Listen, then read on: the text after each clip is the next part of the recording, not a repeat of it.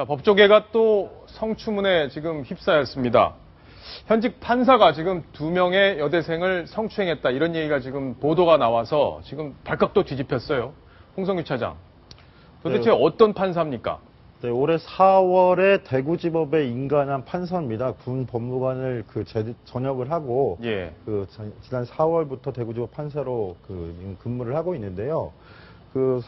서울의 유수대학교를 졸업한 이 판사가 서울 같은 대학교 동아리 출신 후배 여대생 2명에게 고소를 당했습니다. 말씀하신 대로 성추행을 당했다는 건데요. 한 명은 지난해 지난해 가을에 대구의 한 노래방에서 이 판사에게 성추행을 당했다는 거고, 또 한 명의 여대생은 올해 7월에 서울 압구정동에서 성추행을 당했다며 이 판사를 고소한 상황입니다. 자, 그러면 이 사건을 심층적으로 취재한 동아일보 기자가 있어서 저희가 연결을 하려고 하는데요. 자, 지금 정윤철 기자, 사회부의 정윤철 기자가 연결이 돼 있습니다. 정윤철 기자. 정윤철입니다. 자, 지금 궁금한 게 많습니다. 판사, 어떤 사람인지 또 피해자들과는 무슨 관계인지 좀 설명을 해주시죠.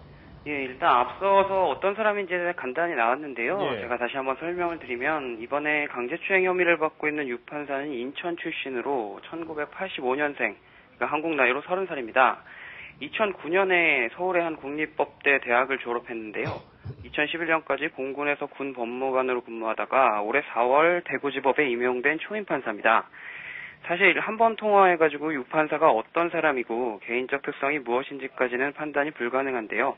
그런데 본인 스스로 후배들을 전반적으로 다 잘 챙겼다고 말하는 데다가 피해 여학생들을 만난 것도 대학 내 동아리라는 점에서 재학 시절뿐만 아니라 졸업생 신분일 때도 학내 후배들과 친분을 유지했던 것으로 보입니다. 그 피해자들과의 관계에 있어서는 앞서 말씀드린 대로 유 판사는 피해 여학생들과 대학 내 동아리를 통해 만났는데요. 유 판사는 이 동아리가 정식 동아리는 아니고 학교의 비공식적 모임으로 보면 된다고 설명했습니다. 자, 그러면 어떤 자리에서 어떤 방식의 성추행이 있었다 이렇게 지금 피해자들 주장하는 거죠? 피해자들 같은 경우에는 지난해 9월 서울 강남구 압구정동의 한 술집에서 여자 후배들이 여자 후배 중에 한 명이 강제추행을 받았다 이렇게 주장하고 있고요. 그때는 이 판사가 군 법무관으로 재직 중이던 시절입니다. 그리고 또 하나는 판사로 재직 중이던 올해 7월에 대구의 한 식당에서 다른 여자 후배를 강제로 껴안거나 허벅지를 만진 의혹을 받고 있습니다. 자, 그러면 직접 정윤철 기자가 어제 그 판사와 직접 통화를 하셨죠? 판사가 본인이 지금 피해자들이 주장하는 내용을 그대로 인정을 하던가요? 아닙니다. 유 판사는 자신을 둘러싼 강제추행 혐의에 대해서 강력하게 부인했습니다. 전화를 했을 때도 목소리가 굉장히 당황스럽다는 느낌이 들었는데요. 성추행이나 직접적인 접촉이 있었던 것은 아니라고 말하면서 허벅지를 만지는 의혹까지 받고 있다고 물어봤더니 유 판사는 전혀 사실이 아니라고 했습니다. 유 판사는 여학생들의 옆자리에 앉았기 때문에 가벼운 신체 접촉만 있었다고 해명하면서 옆에 앉아있는데 안 닿을 수가 있는가, 움직이다 보면 부딪힐 수도 있는 건데라고 말했습니다. 그러니까 의도적으로 성추행을 한 건 아니지만 접촉이 있었을 수는 있다. 뭐 그런 얘기로 들리네요. 알겠습니다. 정윤철 기자 감사합니다. 감사합니다. 자, 김정환 기자. 지금 판사가 어쨌든 동아리 후배로부터 지금 고소를 당한 상황이잖아요. 그렇다면은 고소를 한 입장, 조금 귀담아 들을 수밖에 없는 그런 상황이 아닌가 싶은데요. 특히 이제 성범죄나 성추행이나 그런 어떤 본인이 밝혔을 때 어떻게 보면 사회적으로 여러 가지 그 불이득을 감당할 수도 있음에도 불구하고 저런 고소행위를 한다는 것은 어느 정도의 실체적 진실이 있다고밖에 볼 수 없는 정황들이 있었기 때문이 아닐까라는 생각이 들 수밖에 없고요.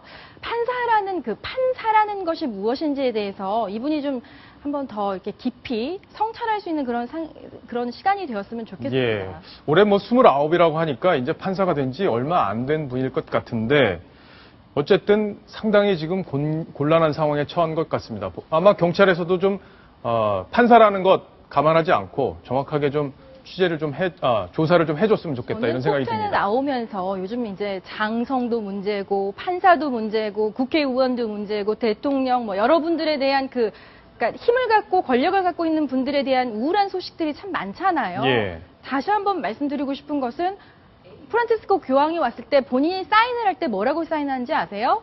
하인 중에 하인 프란치스코라고 사인을 합니다. 예. 왜 그분이 전 세계에 사랑을 받고 있는지 그 부분에 대해서 좀 다시 한번 우리가 생각을 해봐야 될 것 같아요. 자, 지금 성추문 판사 얘기뿐만 아니라 좀 막말 판사 얘기 또 나오고 있죠, 지금. 네, 같은 맥락에서 좀 이것도 우울한 소식인데요. 예. 그러니까 법정에서 정의를 구현해 내야 되는 판사가 오히려 수모심이나 수치심을 주는 그런 또 다른 가해자가 된다는 이야기입니다. 예. 구체적인 이야기를 좀 말씀드리면은요. 예. 과거 판사들의 막말 수준이 이 정도였습니다.